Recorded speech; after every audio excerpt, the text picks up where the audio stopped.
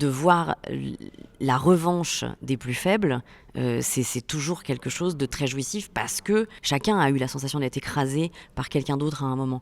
Et donc le fait de voir quelqu'un qui ne subit plus et qui peut-être même va jusqu'à prendre une revanche, parce que là elles prennent carrément une revanche sur ces gars qui brassent de l'argent sans les regarder, c'est hyper jouissif.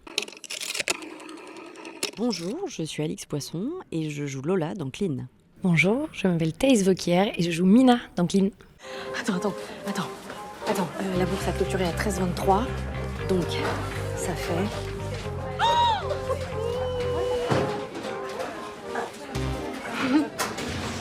On s'est fait 150 balles.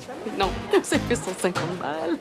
Oh la vache. Elles sont femmes de ménage, toutes les trois. Et Lola, elle se retrouve à peu près au milieu de sa vie dans une forme de précarité. Au tout début de la série, il y a un enjeu majeur qui est que son mari veut récupérer la garde de leurs 2 filles. Et donc, si elle veut avoir la garde de ces 2 filles, elle doit absolument rétablir sa situation financière qui est quand même vraiment sur un fil. Mina, je dirais qu'elle est un peu solitaire à la base, qu'elle veut pas avoir de problème et tout ça, et qu'en fait, elle va vite être touchée par la cause qui la touche aussi directement, et qu'elle est à la fois très sûre d'elle, et qu'en même temps, elle est comme toutes les autres, un peu écrasée par le système, et donc du coup, à des moments, elle flippe. Elle va rejoindre le trio assez vite parce qu'elles ont quand même les mêmes idées et que ça marche bien niveau complicité avec les 2 autres. C'est une série qui est pas facilement classable parce qu'il y a un mélange de genres qui est très savoureux.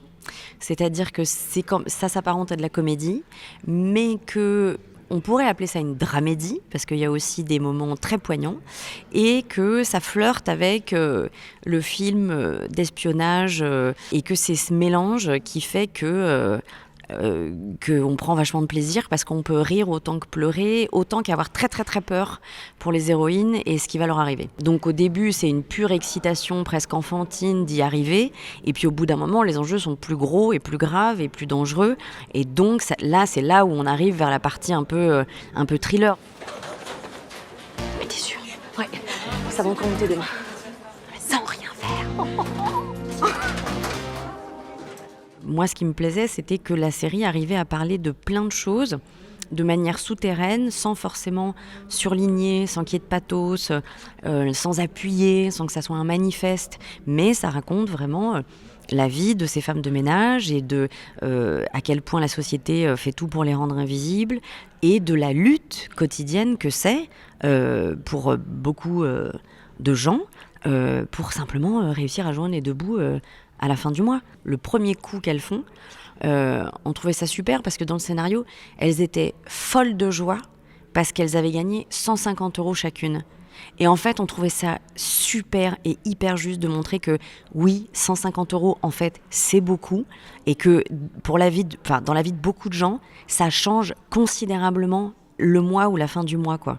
Et après, pour la précarité, là on parle de femmes de ménage, mais ça peut être plein de choses différentes. En fait, c'est juste être touché par le quotidien de ces gens qui ont 2-3 jobs, qui font plein de trucs, qui courent après, qui peuvent le perdre en 2 secondes en plus, qui ont une pression monstre et qui en plus gardent le sourire. C'est assez impressionnant. L'action, elle va skyrocketer les premiers jours, et assez vite, elle devrait plafonner.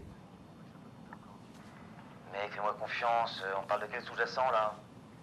Eh ben moi je cherche un peu hedgé, voilà, crypto, un peu de forex, je prends tout sur ce coup, voilà. Très vite, il n'y aura plus d'upside, surtout dans un marché bearish. Au bout de 2 jours, on va être obligé de cash out. Pige rien. Moi je suis pas chaud. Mais je comprends pas, ça ne suffit pas Gilles là, avec les 200 000 qu'on s'est fait sur vos bancs? 45%, putain. J'ai vraiment essayé de comprendre les mécanismes du délit d'initié, ce qui est vraiment très dur pour moi parce que ça ne m'intéresse pas du tout, mais genre pas du tout. Mais en même temps, je me suis dit, c'est important quand même de savoir comment ça fonctionne et que ça existe, parce que c'est quand même un des trucs qui nous a bien foutu dedans globalement. Après, je peux pas vous dire que je pourrais le réexpliquer aujourd'hui.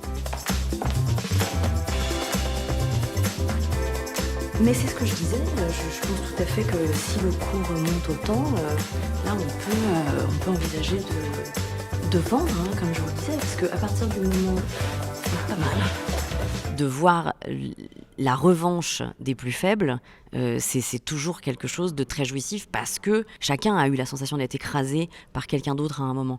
Et donc le fait de voir quelqu'un qui ne subit plus et qui peut-être même va jusqu'à prendre une revanche, parce que là elles prennent carrément une revanche sur ces gars qui brassent de l'argent sans les regarder, c'est hyper jouissif. Il n'y a pas plus cathartique, quoi. C'est-à-dire qu'il y a un endroit où tout à coup il y a une pulsion libératrice de voir ça, quoi. C'est-à-dire, en plus, elles font de mal à personne. Enfin, je veux dire, à part se mettre en danger elles-mêmes, elles font de mal à personne. Donc, ça n'est que libérateur de voir ça. C'est un peu comme quand on regarde Robin des Bois. Hein, ça fait un bien fou, quoi. Celui avec le renard ? Oui, moi j'aime bien. C'est mon préféré. Mais après, chacun son truc.